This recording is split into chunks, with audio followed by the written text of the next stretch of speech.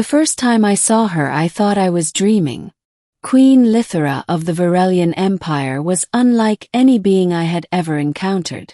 Towering over the tallest human by nearly a foot, her skin shimmered like molten silver in the palace lights. Her eyes a deep, iridescent violet that seemed to see right through me, and her crown floated above her head, suspended by unknown energy. Every motion she made exuded authority, graceful, deliberate, and almost painfully elegant. And yet, despite the regal perfection, there was something tender behind her gaze, a flicker of vulnerability that I could not ignore. I had been summoned to the Virellian palace as part of a diplomatic engineering team, tasked with inspecting and repairing a series of orbital energy conduits that powered the Empire's cities. I expected the usual briefings, some minor tests, and then a quiet return to my quarters. I did not expect to be drawn into a storm of royal emotion that would change the course of my life. Orion Hale, the Queen's voice echoed across the chamber, smooth yet commanding. Step forward. I did. My palms were sweating, my mind racing. Every instinct screamed that I was entirely unprepared for whatever the Queen had planned. She studied me for what felt like an eternity, her eyes scanning me as if weighing every decision I had ever made, every molecule of my being. Finally she spoke, her voice lowering, almost a whisper. I cannot bear it any longer. Froze. My heart skipped. Bear what?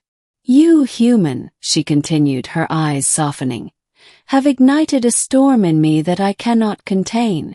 My heart overflows. The chamber was silent. I could hear the faint hum of the palace energy conduits, the occasional shuffle of guards, yet everything else seemed to vanish. I don't understand, Your Majesty, I stammered, unsure if I was hearing her correctly. Lythera stepped closer, the floating crown above her head shimmering brighter. I have watched your diligence, your courage, your humility. You are unlike any being I have ever known. I am drawn to you, Orion Hale. I choose you. The weight of her words pressed down on me. I could feel my brain scrambling for a rational explanation. A queen choosing a human. In all my years, I had never imagined anything like this. And yet, standing there, I could feel the sincerity radiating from her being. Beginning the summons. 2 days earlier, I had arrived on Virellia Prime, the imperial capital, under the guise of a routine maintenance mission. The palace itself was vast beyond imagination. Towers of silver glass spiraling into the sky, floating bridges suspended by invisible energy fields, and gardens filled with plants that glowed in harmony with the city's artificial auroras. I had been awed and intimidated in equal measure. When I was first escorted into the throne chamber, I had assumed it was a standard greeting, a formality extended to visiting specialists. I was not expecting the Queen to speak to me privately. Usually, humans were kept at a distance, treated as minor curiosities. But Lythera had summoned me alone, her advisors dismissed. The guards remained at the edges of the chamber, statuesque and silent. What is this about? I had asked nervously, unsure if I was in trouble. You are not in trouble, she had said. But the matter I wish to discuss cannot wait. Her words were careful, measured, yet I could feel the tension in the room. This was not a matter of protocol. It was personal. Human, do you understand the concept of choice? She asked. Yes. I replied, though I wasn't sure why she was asking. Choice is a powerful thing, she said, stepping closer. It binds us, even beyond what is customary or expected. And I choose you. Middle. Understanding the Queen's world. The days that followed were a whirlwind of introductions, lessons, and revelations.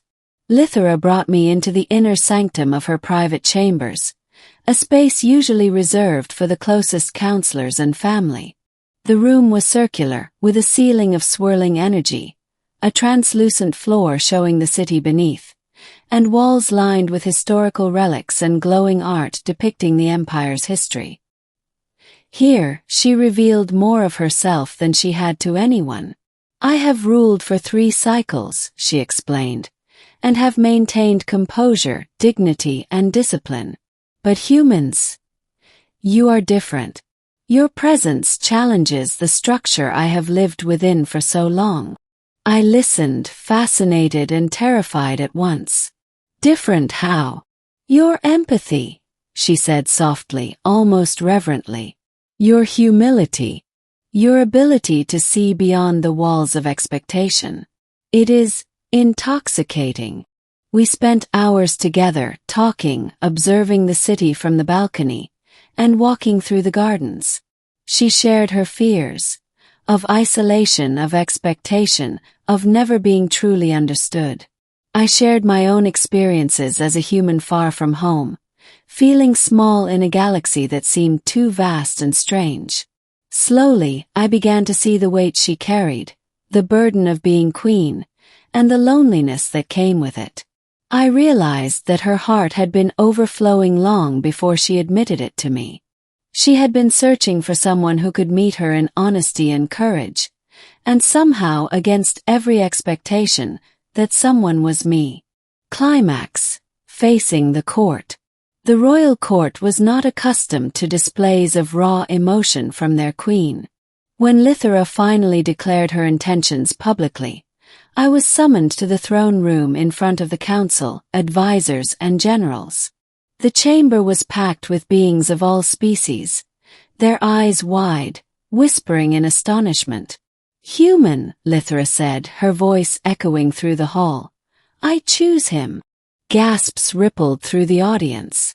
Protocol dictated that the queen's mate be of high-ranking status within the Empire, usually Virellian or one of our allied species. A human was unprecedented.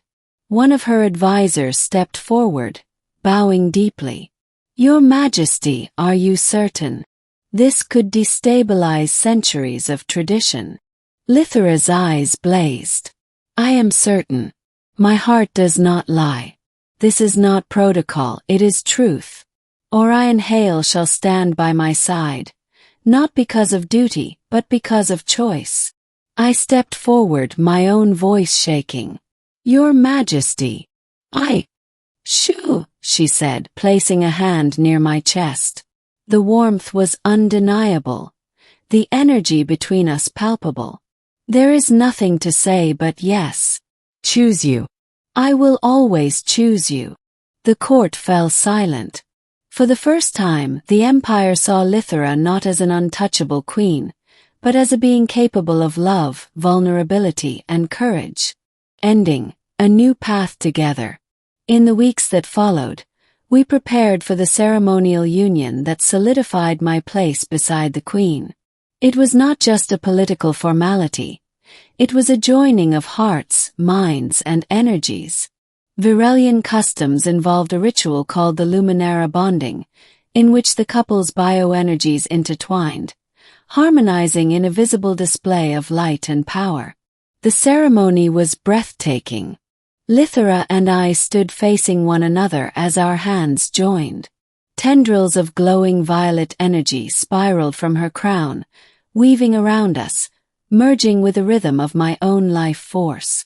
The court watched in awe as the human and the queen became a single luminous entity for a fleeting moment, a visual testament to choice, love, and courage. After the ritual, the queen's advisors approached us, no longer with suspicion, but with reverence. "Your bond is rare," one said. "The Empire has never seen such a union, yet it feels right." Lythera turned to me, her eyes soft and radiant. "Human, you have shown me what it means to feel without restraint." My heart was overflowing, and now it has a place to rest.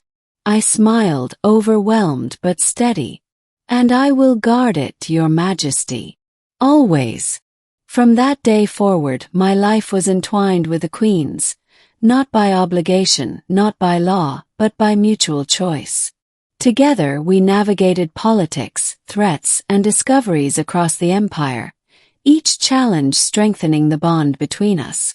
The galaxy is vast and unpredictable, but for the first time in my life, I felt truly anchored, truly seen, and truly loved. And the alien queen's heart, once overflowing with silent longing, had finally found its answer, me.